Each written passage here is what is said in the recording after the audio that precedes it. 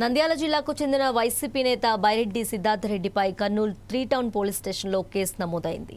రాష్ట్ర పరిశ్రమల శాఖ మంత్రి టీజీ భరత్ ఇచ్చిన ఫిర్యాదు మేరకు పోలీసులు సిద్ధార్థరెడ్డిపై వివిధ సెక్షన్ల కింద కేసు నమోదు చేశారు.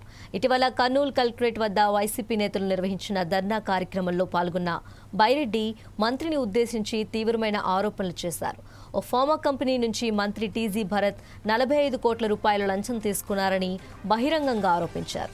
దీనిపై తీవ్ర ఆగ్రహం వ్యక్తం చేసిన మంత్రి భరత్ బైరెడ్డిపై పోలీసులకు ఫిర్యాదు చేశారు. తన కుటుంబ సభ్యులను కూడా తీవ్రంగా అవమానించారని ఫిర్యాదులో పేర్కొన్నారు. అతనిపై పరువు నష్టం దావా కూడా వేస్తారని మంత్రి స్పష్టం చేశారు.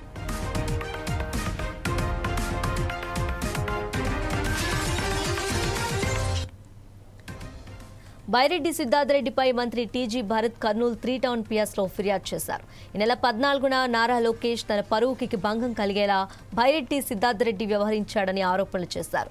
లోకేష్ టీజీ భరత్ పై లంచం ఆరోపణలు చేశారు బైరెడ్డి. దీంతో మంత్రి ఫిర్యాదు చేయడంతో కేసు నమోదు చేశారు పోలీసులు. ఇక తమ కుటుంబం 1999 నుంచి రాజకీయాల్లో ఉందని, కానీ ఎన్నడూ తమపై అవినీతి ఆరోపణలు గానీ నిందలు గానీ రాలేదని మంత్రి టీజీ భరత్ గుర్తు చేశారు. తాను తన తండ్రి తమ కుటుంబంపై ప్రతిపక్షాలు కూడా అవినీతి ఆరోపణలు చేయలేదని తెలిపారు. రాష్ట్ర వ్యాప్తంగా కొన్ని విషయాలపై మాట్లాడతారనే వైసీపీ పార్టీ అతన్ని ఒక జోకర్ లాగా వాడుకుంటుందని మంత్రి కౌంటర్ ఇచ్చారు. కానీ కర్నూలులో తనపైన నిందలు వేస్తే ఊరుకునేది లేదని తేల్చి చెప్పారు. తనపై అవినీతి ఆరోపణలు చేయటం అంటే అది ఒక జోక్ అని మంత్రి భరత్ అన్నారు. అలాగే తనపై వేసిన నిందల పట్ల ఊరుకునేది లేదని మంత్రి టీజీ భరత్ తేల్చి చెప్పారు. నోటికి ఏదొస్తే అది మాట్లాడితే సహించేది లేదని స్పష్టం చేశారు. బైరెడ్డి సిద్ధార్థరెడ్డి చాలా చిన్న వయసులోనే జైలుకు వెళ్లొచ్చాడని, హత్య కేసులో ఉన్నాడని తీవ్ర వ్యాఖ్యలు చేశారు.